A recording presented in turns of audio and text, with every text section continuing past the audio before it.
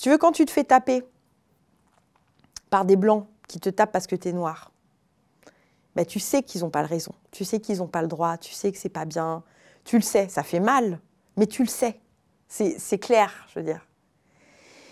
Mais la violence qui se tait, la violence qui s'insinue dans toi, la violence qu'on te porte sans te le dire.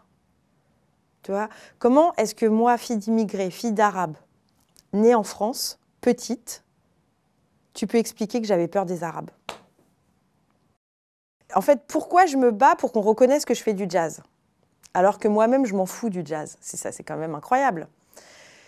Je me bats pour qu'on reconnaisse que je fais du jazz parce que le jazz est une musique de création. Et que moi, en tant que fille d'immigrés, en fait, on voudrait que je sois un endroit où je fais de la musique traditionnelle.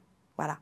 On voudrait que je fasse du folklore parce que c'est exotique, parce que c'est ça l'endroit où je dois être, parce que j'ai la tête de l'emploi.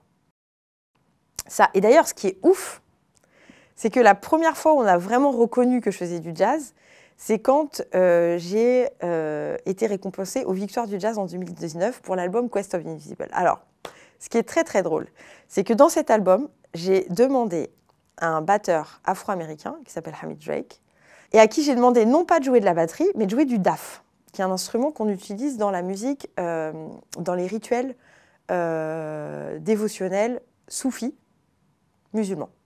Donc, j'avais un grand nom du jazz sur cet album, mais il jouait du daf. Donc, du coup, il ne pouvait pas dire que Hamid Drake, c'est un musicien de musique traditionnelle, puisque c'est un musicien de jazz.